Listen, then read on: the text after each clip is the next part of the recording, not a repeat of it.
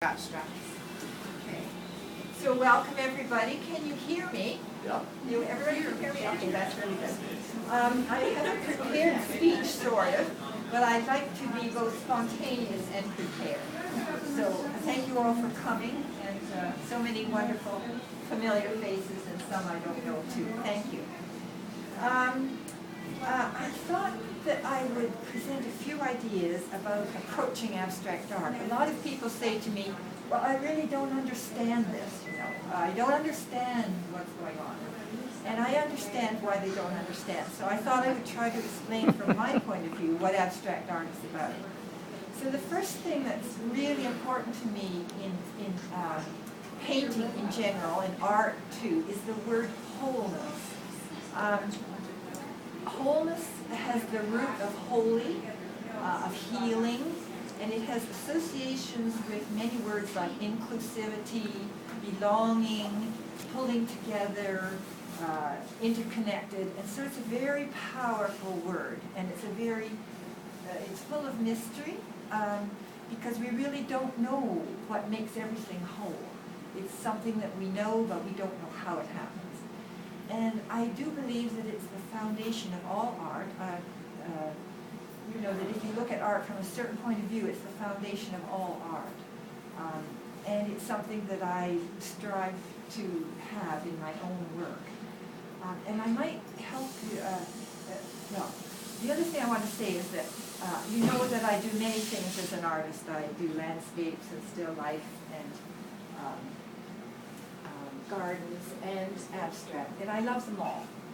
And I think all art has this underpinning of wholeness. But what I particularly love about abstract art is that it brings that wholeness forward so you can really sense it. And the reason is it strips away all appearance. So for example, if you bring to mind a portrait that you might know, you think of any great portrait in your mind, and imagine visiting that portrait in a gallery, and you look at the person that's in it, and you think about who they are, and you look at the clothing they're wearing, and how it talks about the period of art that it comes from. And so it's very interesting in that way. And because of that, you never really notice that it's got wholeness in it. I mean, you might, but it's very easy not to, and it's very interesting to look at art from the point of view of what's going on in the painting in terms of what you can see, what you know, etc. And the thing about abstract art is it strips it all away. There's nothing that your mind can grab onto like that. And if you try to do it, you just feel frustrated. And so that's what abstract art does. And so it means that you have to then come at abstract art from another place. And that's what I'd like to try to share a bit with you. It's not an easy thing to put into words, but that's what I'd like to try to do. And the pivotal word is wholeness for me. So now I want to talk about what that might mean, wholeness. We'll talk about painting soon. I have to explain this a little more. So, when you meet somebody, you meet them on the street, and you say hello, and you notice maybe the color of their eyes, and you notice what they're wearing, and that sort of thing. And that's how you normally conduct your daily life. But there's another part of you, if you pay attention, that's taking in a kind of vibration coming from that person. Like, you couldn't really pin it down. It's a kind of feeling, a kind of vibration, but it's something unnameable that's coming from that person. And it's coming to you, and you're responding to it. And that goes on all the time. But most of us it's going on at a subconscious level, and we're not aware of it most of the time. So I think that abstract painting speaks to that part that we're not aware of most of the time. And so when you come to approach it, you have to open yourself to that other part in yourself to be able to interact with the painting. And I think if you think about how you go and listen to music, everybody listens to music, and the first thing most of us want to do is maybe dance. Like music just goes right into our body, and away it goes, and the body would just take off. We're immediately in response to the music. Well, I think that abstract painting could act that way with people if we opened ourselves. But the thing is, our eyes are probably the most powerful of our senses. I'm not sure if this is true, maybe people would argue with me, but we're used to our eyes connecting with our mind. And historically, you know, we were hunters and gatherers, we had to use these eyes, we had to think about how we were going to eat, you know. And now we all sit at computers, we use our eyes and we think, you know. And so we're not used to connecting the eyes like we connect the ears with our body. And so abstract painting really asks you to connect through your body. And those of you who do yoga and things like that are learning ways to connect through your body. So the analogy of music is a very good one. For example, you see there are lots of lines running through here. And if you hear music, it moves like this. Well, in the same sense, this is a musical line that moves like that. And if you're in the right place in yourself, your body would move with that too. So you need to give yourselves a chance on that. Now I have notes here. Let's see. Yes. So maybe I will move on to how I make these paintings. There are two important aspects for me in making a painting, and the first is structure. And I suppose many of you, maybe some of you aren't, familiar with the work of Cézanne, Paul Cézanne, a hugely important artist, French, at the end of the 1900s, late 1800s into the early 1900s. And Cézanne had an amazing sense of the structure of the world. He saw the whole world as structured in a most mysterious and beautiful way. You must always look at his paintings. If you don't know it, you should go and look them up. They are stunning. And he introduces you to the magic of structure. And to me, structure is totally important in a painting. And it's how I always begin a painting, the first step. So for me, the first step is I take a canvas like that, and I will make maybe a few lines like this, making some big shapes in the painting. And then I let that dry. I use liquid, which is a dryer, and it'll dry in 24 hours. Oh, and I color them. And I color them with very punchy colors, not colors that blend, but the very opposite. So there's lots of punch underlying these paintings, you know. And that's a good place to work. And then the second step is also a structural step. When I lay in sand. Now, I don't lay in sand to everything. It's something new. Well, no, it's not that new. Relatively new. I lay in sand, and again I use the liquid, and I will lay another structure over top of this first structure of simple colors. I'll lay another structure of liquid and sprinkle sand on and let it dry 24 hours. And then I brush it off, and then I have a sort of sandpaper-like underlay there, which I have learned to really love. I don't want to talk forever here. You're going to build from the inside. Oh yes, I remember that. So anyway, that's the sand. I just wanted to say what I love about the sand. I saw in Berlin, we have a son living in Berlin, and I visited a gallery there, and I saw a man working on paper with cement. And I was totally taken with his work on paper. It's truly beautiful because the light, when the light goes across it, it shimmers, you know? And it also allows, like, you can see that the sandiness allows, under the history of the painting, what I've done first, to still come through, even though it's not dominating, if you know what I mean. So the sand has been really important. So Malcolm reminds me of a story I want to tell you about how I also learned about the importance of first steps. I studied sculpture in Brighton many years ago, before I even went to Queen's. And the woman there had we had a figure, a live figure, a male figure, and we were to make a sculpture of this figure out of clay, a big sculpture, this big. And the thing was, you're not allowed just to take the lump of clay and start trying to force it into legs and arms.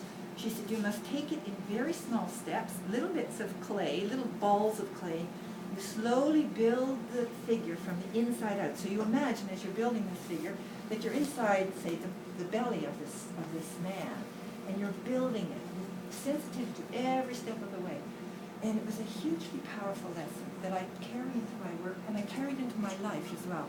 Because you'll never, I mean, the first steps in a painting are completely covered over, but they still speak, and they're still important. And I think it's kind of like a measure of living, you know, for me it is anyway. Now, what's next? Now, I know that I've talked a bit about structure, and what structure brings into a painting is a sort of stillness. It brings strength and power and stillness and groundedness. So that's really important. But to me, it's only half of life. The other half is movement and energy and flow. And so I use line to bring together the stillness of structure and the energy of line. And I love to put these two together. It seems to me that's a kind of wholeness in itself about what life's about. And so you can see that in this work, you know. And some paintings will naturally move much more towards structure, and some will naturally move much more towards line.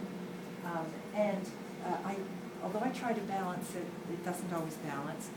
And it's interesting because some people respond more to one than the other. Some people like the line, it lifts them. Some people like the groundedness of structure because it grounds them. So it's, yeah. Now, I don't have what I call a consistent style. If you know the work of Mark Rothko or Jackson Pollock, these sort of famous abstract artists from the 40s and 50s in the U.S., you know, can't hear me? Oh, I'm sorry. Oh, I'm so sorry. Okay. How do you have a few people move in? There's lots of space in there. Yeah, okay, sure, okay. So,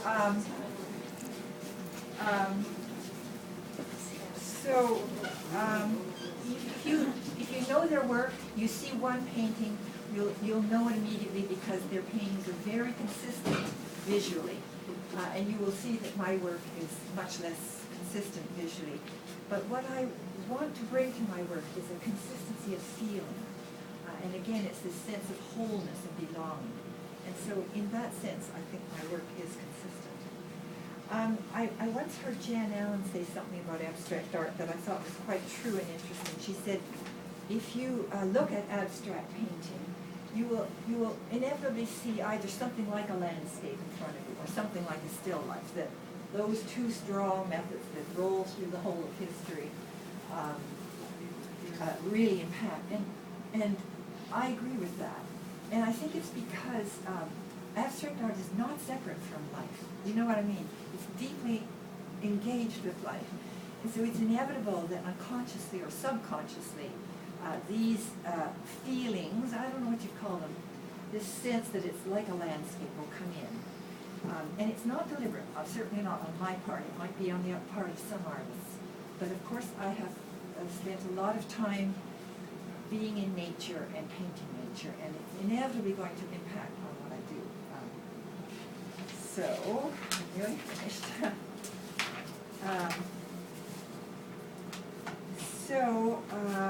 I'll just read you a little bit of the thing that I wrote, and then I'm finished.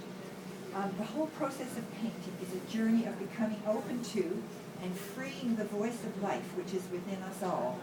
It is a process of letting go of the need to control based on ideas and thoughts and stepping into the unknown present and trusting this inner voice that wants so much to speak and be heard.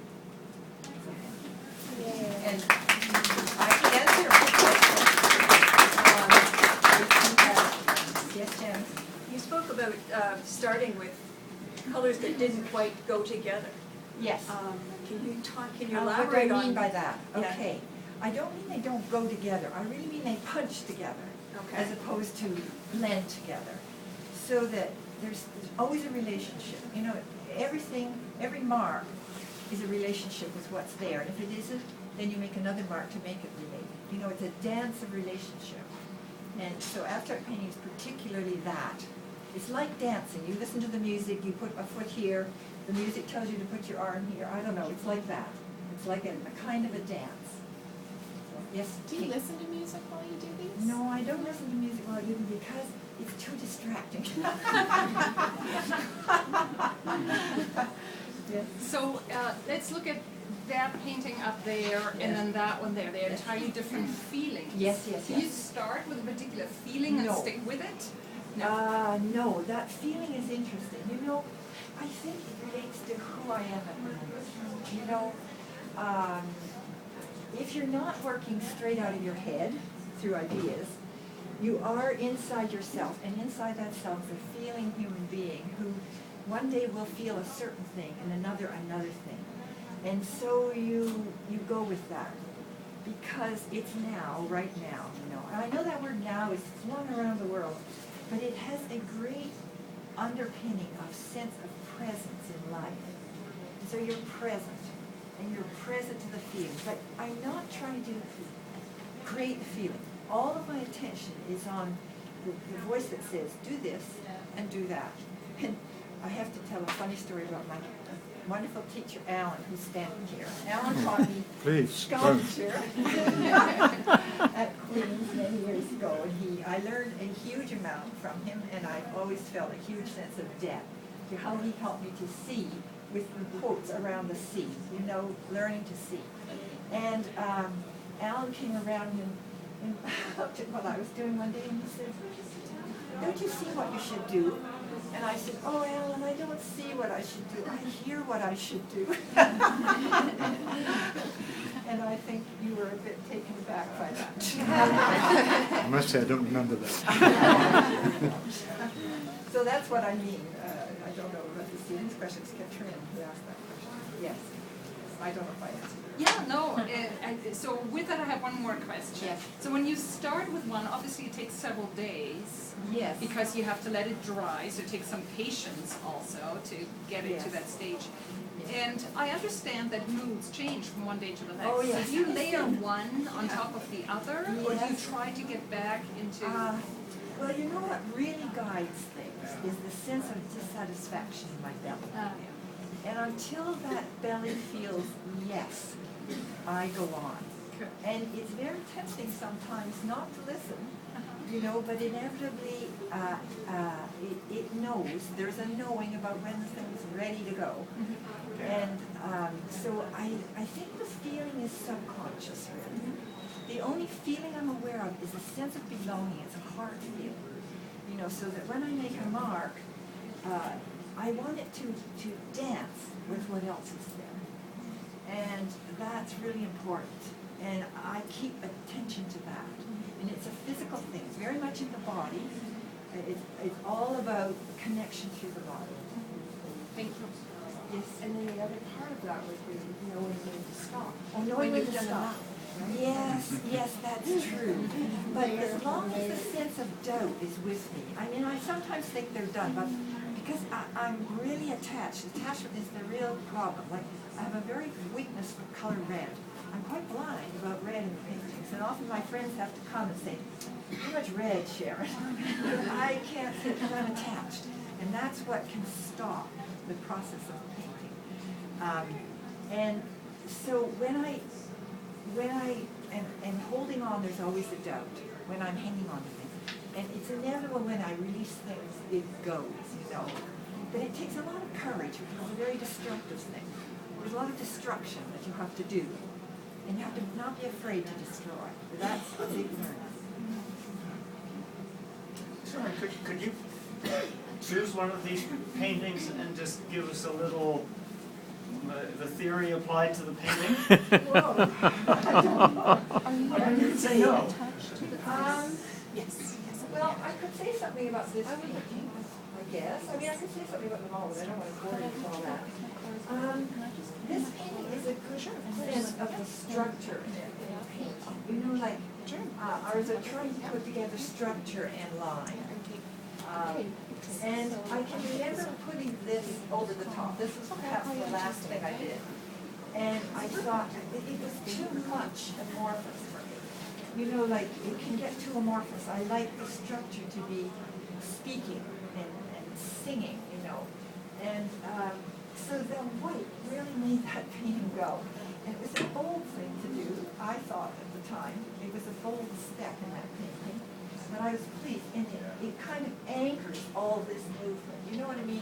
It anchors it, and yet, because of the sand, I still had some of this sense going on of the depth, I guess. You know what I mean? It's not a solid white, it has depth in it. And I think that's what I love about the sand. It enables a depth. You know, we all have depth perception, and if you spend time in nature, especially in woods, one of the most profound experiences is the depth. I don't know, you know, you can get it on the prairies, but we don't live in the prairies. So, you know, this wonderful sense of going deep into things. I love that. And I think the sand enables me to do that in, say, this painting. You know, I can go in and I feel, when I'm in there, I'm around this painting. It's around me. I don't know, Steve. Thank you. No, that's good. Choose another one. Oh dear. Well, And comment on the little squares that Like- seem very oh, bright. yes, the bright little squares. The Yes, bright well, little the bright little squares.